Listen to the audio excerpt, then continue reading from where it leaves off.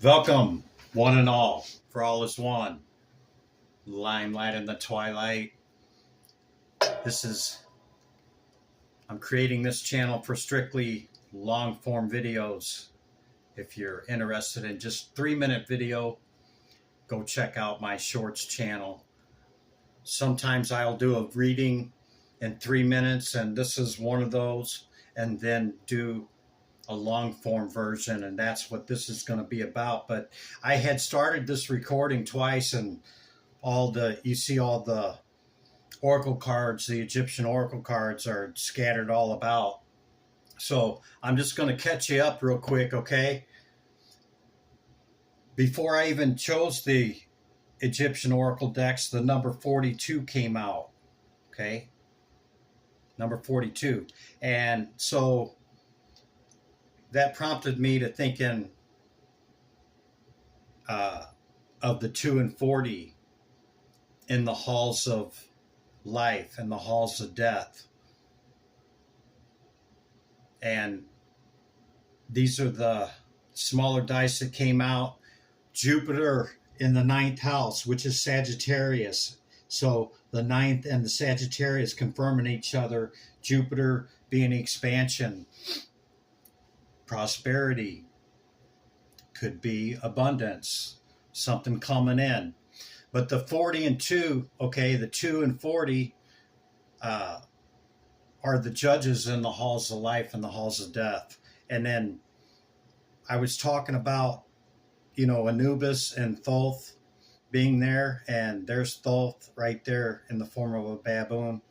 And then you got Amut here, ready to devour any hearts that, are heavier than the feather of Mayat. And, Thoth records everything, okay, writes down all what transpires, and Anubis is operating the scale here.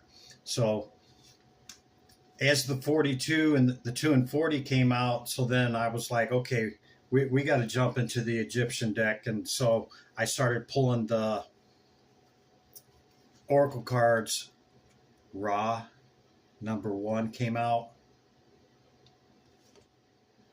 Geb, number 5, prosperity, which is what we were talking about with the Jupiter and Sagittarius, yeah? Another confirmation. Geb is the masculine, laying on the ground or the earth, and Mayat is, not Mayat, Nuit is stretched over him, and, represented with a blue body and stars. And so this is Geb. Geb is prosperity, and he's number 5. Why is that? Because that is Earth, representing the Earth. You could be a Sagittarius cusp Capricorn, okay? I'm picking that up. But number 13, Mayat, came out. Truth and fairness, okay? That's what she represents. And then Kansu, which is hermitage. You're being recommended to build this in silence, okay? I know how tempting it is to go out there and tell people, hey man, I'm starting this business, I'm doing this and that, woo woo, and throw it out there, on social media, go tell all your friends and acquaintances, people and maybe don't even know, okay? But it's suggested not to do that, okay? Hermitage, build in silence, okay? Then once it's built, then go talk about it, okay? Be about it. Don't talk about it. Make it happen first, because I'm telling you this because not everybody's going to be happy for you, okay? Not everybody's going to congratulate you. Not everybody's going to support you. In fact, there will be some that try to poke holes in your dream and belief, okay? burst your bubble, you know, poke holes in your balloons. Yeah. Okay, so pretty much caught up to the tarot cards, and these are the cards that came out. Of course, you know, I didn't shuffle these in front of you, but this is what came out, and eventually I'll start shuffling all of them in front of you. In fact, I had shuffled uh, the majority of this on camera, but I lost it pausing it. It timed out on me. So here we are. It is what it is, right? So you have the Strength card, the King of Pentacles, Ace of Swords, and the Queen of Swords. I want to discuss that first. You could be a Leo, okay? Fire sign, don't have to be. It's fiery energy, it's strength, okay? Have the ability to do what you need and the resources to do it, okay? Now, these two coming out together, the Ace of Swords and the Queen of Swords, you know, this is truth.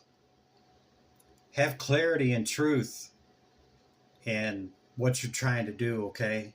And, you know, the resources, be upfront, you know. If you're trying to build with somebody else, you know, speak truthful about it. Have clarity, you know, have transparency. You know, these are two really strong air cards here. Could be an Aquarius, okay?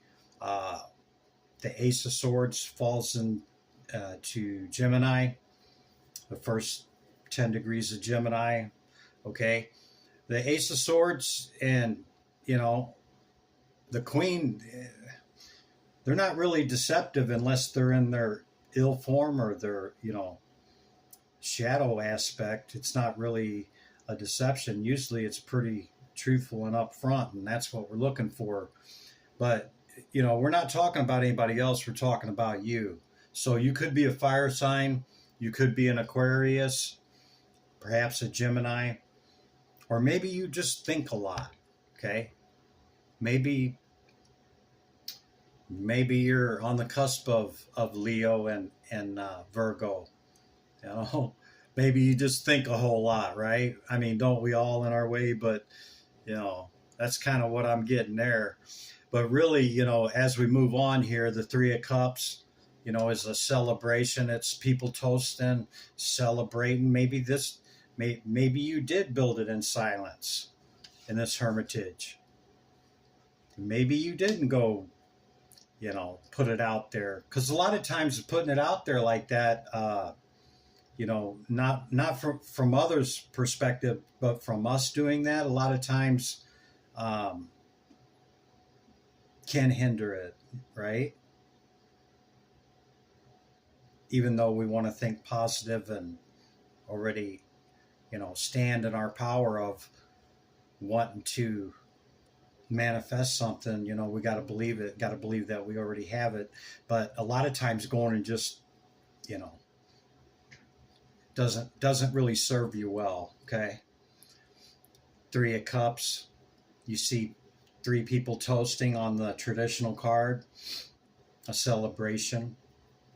Perhaps it's a union. Perhaps maybe you went into business or went into something with people that you know, maybe a family member. I wouldn't suggest going into business with family member, but a lot of people do it, okay? But I wouldn't recommend it. But anyway, maybe there's three partners. Maybe there's three different elements of work. Maybe it's a merge, okay? At any rate, we see two more aces come out of this, you know, an opportunity coming, and maybe even a couple love. Maybe you're meeting a couple love through these acquaintances or this celebration, okay? It could be an event, yeah, that you attend, a celebratory event. Maybe, you know, May and June are big months for weddings. Maybe you attend a wedding with some friends and family and meet somebody there, you know, meet a couple love, a new potential of something. Or maybe you're offered this offer here, okay? Ace of Pentacles. There's three aces here. 3, 3, 33. It's a master number. Could be significant to you, 33, yeah? 3 aces out of 8 cards. Okay, that's pretty rare. That's pretty significant. It's profound. Okay, the ace is closest to the all. It's Kether on the tree of life. Yeah, number 1. It's not even, you can't describe it. It's unnameable. It's undescribable because it's not even close to being in any type of matter whatsoever. We can't really talk about it because we don't know. That's where the aces are hanging out. Yeah, that's how much power that's in that. Okay, this 33, it's a powerful number. Okay, it's a powerful thing to show up 3 aces in a reading. And so, of course, the last card is number 14. This is Temperance. Okay, because something this big and something this powerful and this strong and having this much potentiality, okay, and all these good things happening with these aces, okay, for the wrong person cannot help you, and becoming too arrogant or prideful, overconfident, grandiose, can come out of that much success or this much happening for you. That's why the Temperance is here. Balance it. Balance out your light and your shadow, your dark and your light. Okay? Not through the ego. I'm not saying totally dissolve the ego because we need that as our character, okay? But there's certain aspects and elements about each one that's why we're on the journey, okay? There's some of that ego that's total shadow that does not serve you or any, okay? These are the things that were balanced. Balanced equilibrium, ordered equilibrium, as above, so below, okay? That's what the Temperance is talking about. Showing holding 2 cups, in the alchemical process of mixing, yeah? And there's a path that runs up behind them and, leading to a golden crown. You've already perfected it. This is mixation enough. You went through the Negrito and the red and the white. It's time to take what you've got now and go on down the path to that golden crown, man, and get to where you want to be, okay? But do it balanced and ordered equilibrium, because at the bottom of the deck, 10 of Cups with Judgment peeking out. It's total fulfillment, okay? On whatever that looks like for you. Complete success, fulfillment. The other person, the 2 lovebirds sitting there, yeah? The sun's shining. It's like whatever the success means for you, it's different for everybody. Whatever that completion, that 10 of Cups of having it all, feeling like, hey man, I'm on top of the world. It doesn't really get much better than this. When you keep surprising yourself and it just keeps getting better, and you got to pinch yourself and say, is this legal? Right? Like, how can it get any better? And it just keeps getting better because these aces, man, and you balanced it out. And you're not getting overconfident and grandiose about it. And you're sharing it with others. Okay? And you're utilizing your resources wisely, with truth and with clarity. All right? You're roaring in the right way. Okay? Like, I'm lying, hear me roar type of energy. Yeah, not so much the, let me just devour everything and everybody and I run this shit and this is my show, nobody else's. No. It's not about that. Okay, as we see. The Ra showing up with the oracles and it all started from 2 and 40 on numbered roll 1, roll on the dice of 42 that brought me to thinking, hey, we should pull out the Egyptians and then what shows up? The halls of life and the halls of death, balance, okay? Balance. This is what gets us to balance that feather with Ma'at. This is what gets us to that next level, that transcendence, the ascension, that while we're here in this body, this embodiment, this incarnation, this time, not spinning again and again and again on the wheel of samsara, okay?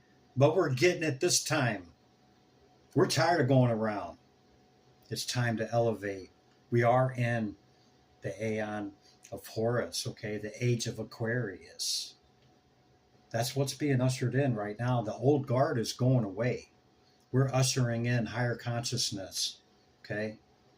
Gaia will ascend to 5D with or without humanity. It's not like she's never shaken humanity off of her back before. It's happened 3 times. Speak to the Hopi, they'll tell you, okay? So, very powerful reading. Hope you guys got something out of that. I'm looking forward to making these long form videos and not just the shorts, and offering that as an option as well. I'm grateful for anybody that comes in, and if you plan on returning, you see this video and you plan on returning, want to see some more, or maybe you want to just 3-minute videos, go over and check out my shorts channel. It's the same name, Limelight and Twilight. I'll see you in the next one. Thank you.